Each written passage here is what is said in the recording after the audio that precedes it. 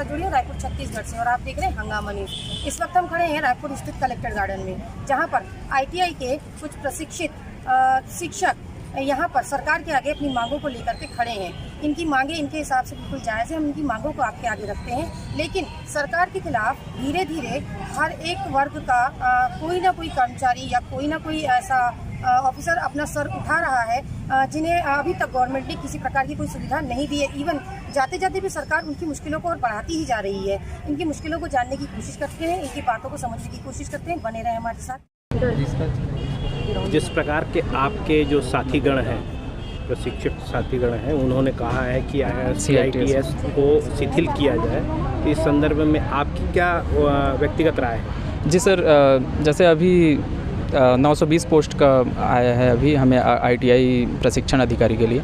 तो इसमें सबसे पहला पॉइंट यही है सर कि जब हम कोर्स करते हैं CITS का, तो उस टाइम में हमें यही बोला जाता है कि ITI TO बनने के लिए, प्रशिक्षण अधिकारी बनने के लिए CITS का कोर्स होना मस्ट है, ज़रूरी है। और वही चीज़ है कि अभी जब भर्ती आ रहा है उस टाइम में आप CITS को वैल्यू नहीं दे रहे हैं, बोल रहे हैं कि 10 पॉइंट हम देंगे, लेकिन बात यह है सर उसके साथ साथ 3 साल का अनुभव भी मांगा जा रहा है। अलग अलग के लिए, जैसे डिग्री वाले हैं उनके लिए 1 साल का, डिप्लोमा वालों के लिए 2 साल का, पर ज़्यादातर लोग ITI वाले हैं तो उनके लिए 3 साल का अनुभव मांगा जा रहा है। तो मैं यही बोलना चाहूँगा सर कि बीते 2 साल में ही सभी ने CITS का कोर्स किया है, तो ये 10 नंबर भी हमारे लिए कोई काम का नहीं है, क्योंकि CITS के अभ्यर्थी तो उसमें भाग ले ही नहीं पा रहे हैं। और दूसरी बात सर, हमने ये कोर्स कर रखा है, सभी अलग अलग जगह में गए हैं, जैसे किसी का 50,000 1 लाख रुपए खर्च हुआ है, मेरा जैसे लगभग 1.5 लाख रुपए के आसपास खर्च हो गया। हम अलग अलग जगह में रहे हैं। इन्वायरमेंट का हमें प्रॉब्लम हुआ है, लैंग्वेज का हमें प्रॉब्लम हुआ है, हमने मेंटली रूप से भी बहुत चीज़ वहाँ पर बहुत हम डिस्टर्ब हुए हैं, लेकिन हमने ये ट्रेनिंग किया सिर्फ यही सोच करके कि हम इसमें प्रशिक्षण अधिकारी बन पाएँ।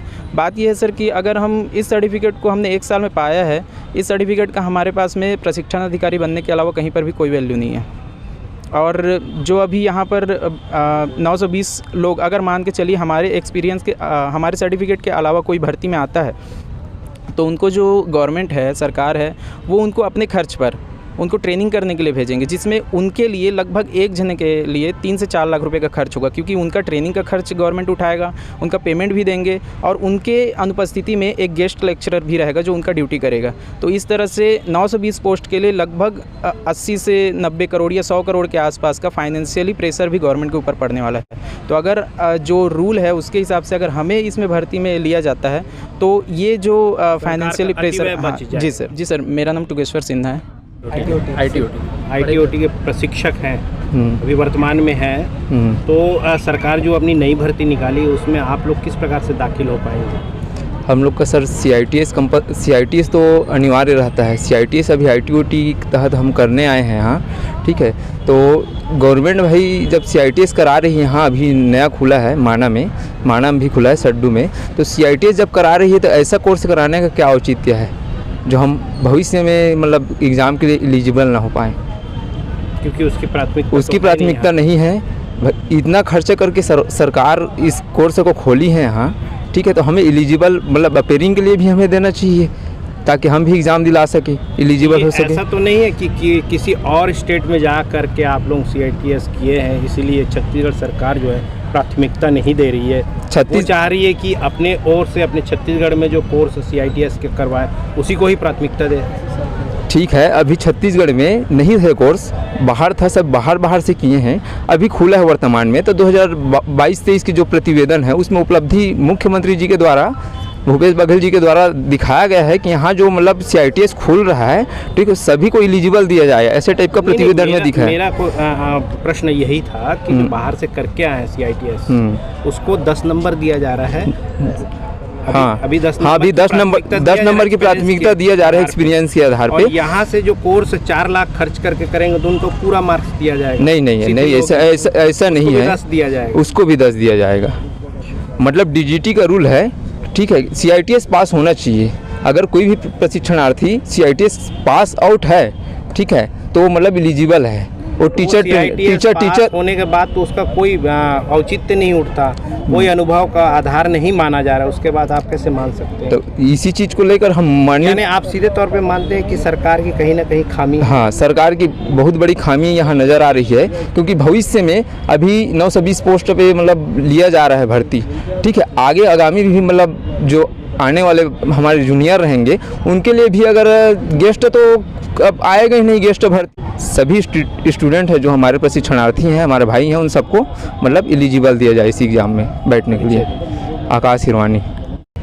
कहाँ से एक्सपीरियंस की बात होगी, एक्सपीरियंस कहाँ से देंगे हम भाई? सभी जगह गेस्ट लेक्चरर की भर्ती हो जाएगी, गेस्ट लेक्चरर निकल जाएंगे, सभी जगह टीचर रहेंगे तो कहाँ से गेस्ट, ना निजी ITI दे पाएंगे ना गवर्नमेंट ITI दे पाएंगे। तो हमारी मांग यह है कि जो अनुभव की बात हो रही है उसको शिथिल किया जाए और सभी स्टूडेंट है जो हमारे प्रशिक्षणार्थी हैं, हमारे भाई हैं, उन सबको मतलब एलिजिबल दिया जाए इस एग्ज़ाम में बैठने के लिए। आकाश हिरवानी। आप लोग ITI के प्रशिक्षक हैं, लेक्चरार हैं, तो आप लोग क्या मांग लेकर के सरकार के सम्मुख आ रहे हैं?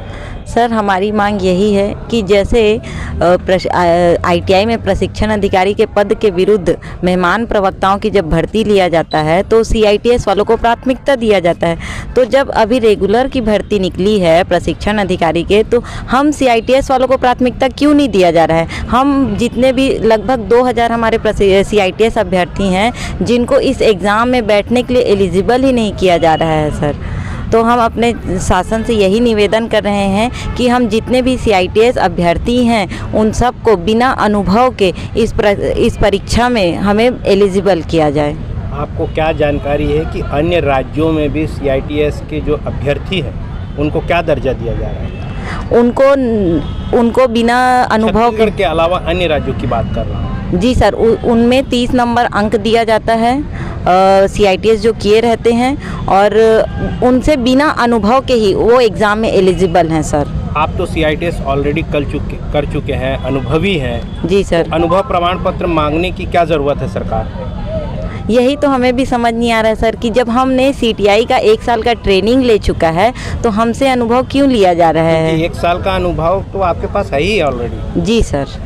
तो सरकार से आप मुलाकात की, उनके आला अधिकारियों से मुलाकात करने के बाद क्या जवाब आया उनका? उनसे यही आश्वासन मिला सर कि हम इस बारे में विचार करेंगे, पर हम लोगों के पास अभी समय नहीं है सर, क्योंकि इसका एग्ज़ाम फॉर्म फिलअप करने का 28 तारीख तक लास्ट डेट है और इसका एग्ज़ाम डेट भी आ गया है सर। यदि अभी हमारे बारे में विचार नहीं किया गया या बहुत देरी हो गई सर तो इसमें हमारा भविष्य। सरकार ने बहुत सारी वैकेंसियाँ निकाली है अभी नई भर्तियों के लिए, तो उसमें क्या आप लोग फिलअप कर रहे हैं? जी सर, उसमें हम फिलअप कर सकते हैं क्योंकि उसमें ग्रेजुएशन मांगा गया है सर।